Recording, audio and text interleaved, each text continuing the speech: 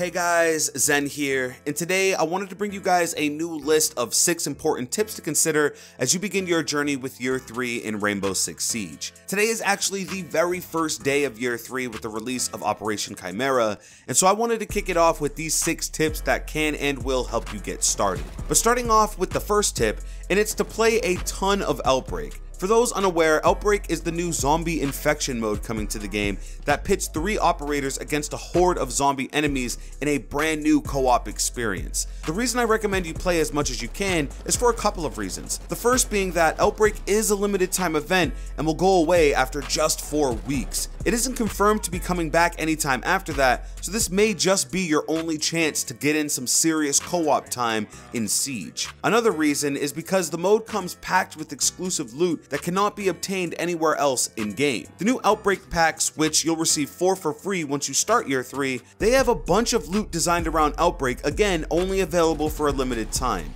The downside of these packs is that separate to alpha packs, these can only be purchased with R6 credits or real money. And yes, they are loot box style, being completely random. Now, if you're someone who doesn't mind dropping a little extra cash in-game, then you might find some cool treats here that a lot of other people won't have. On a side note though, everyone does get the new Ash Elite skin for free as a way of Ubisoft saying thanks for playing. The next tip is to play Lion with ops that force the enemy to move or to be uncomfortable. As you guys know, Lion is one of the new attackers coming to Rainbow Six Siege, and his ability is the EE1D drone, which is basically wall hacks and gives you the ability to see highlighted enemies through walls if they move. Now, I recently made a video going over some of Lion's best utility in the new meta, and I got a ton of feedback on that video of people saying some of the best ways to use him. But the most effective and most popular way people recommended using this operator is by forcing your opponents to move and scan as they're in chaos. This really is the only way to have real success with Lion.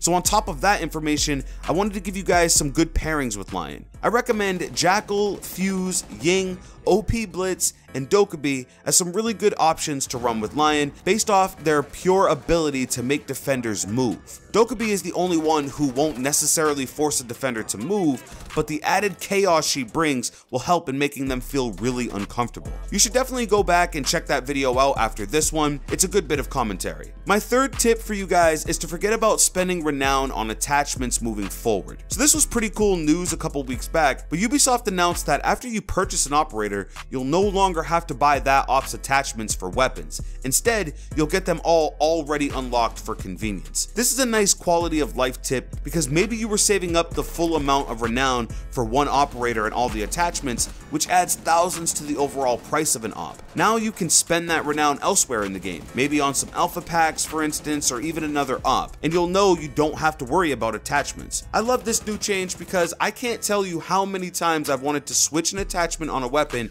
just to try something new and realize that I don't have it unlocked and need to return to the menu screen just to try my new loadout. Now, this really shouldn't be a problem. Tip number 4 is to not get overconfident with Blitz. This is a strange tip, I'm aware, but the reality is that once a large portion of the community gets their chance with the new 2-speed Blitz, I foresee a lot of Blitz rushing, and I also see a lot of lost attacking rounds because of it. To this day, I still think Blitz should be rebalanced back down to a 1-speed, and I know there's some people who disagree, but with his newfound speed, people are sure to just rush in there all clanky and loud, thinking they can just flash and kill defenders, only to be easily flanked or simply outplayed by an experienced player. Even in TTS, that's all Blitz players would do. Yes, I realize that Blitz is all about pushing and being up close, but don't get too cocky and thinking defenders won't account for that down the line. People will get used to this tactic and start getting some really surprising kills based off the meta with this operator. We'll have to see about Blitz in Year 3. He may end up being a must pick, he may end up being nerfed to the ground. We'll just have to wait and see.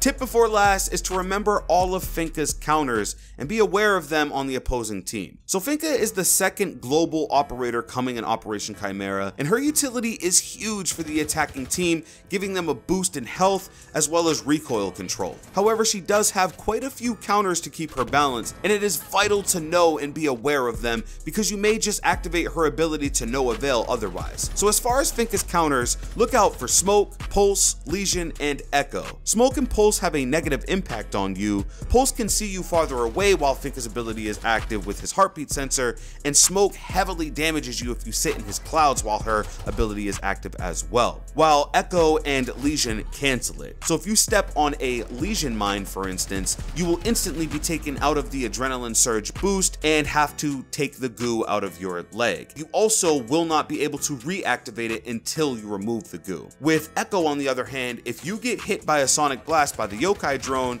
it has a similar impact to Lesion, and it just instantly takes away the adrenaline boost. Make sure you are well aware of these defenders' presence in game. If not, her ability might hurt more than help. My final tip to begin year 3 is to watch the toxicity and pay attention to how you act online. Ubisoft is cracking down hard on those who play while being toxic to other players online. They're even going as far as permanently banning players who do this excessively. A new system will be in place for year 3 and beyond that will allow player reporting of toxic behavior to go all the way up to Ubisoft for possible review and even a ban. Keywords like racial slurs and abusive or offensive language will not be tolerated and will be handled to the highest degree. It sounds like someone over there at Ubisoft is sick of hearing the N-word constantly blurted out as if it's okay while trying to play video games online. I know I'm definitely sick of it and can't wait to see all those people who think it's okay have to deal with the consequences afterward. So watch your mouth out there, or you may just end up watching TV instead of playing Rainbow Six Siege. But that's really it, guys. Those are my 6 crucial tips for beginning year 3 with Operation Chimera. Now I really want to hear from you. Do you have any tips that we should all know for the upcoming year of Siege? Is there anything I missed? Leave it all in a comment down below. If you did enjoy this video, please drop a like and subscribe with notifications if you're new. With that being said, it's been Zen. Hey, I'm out.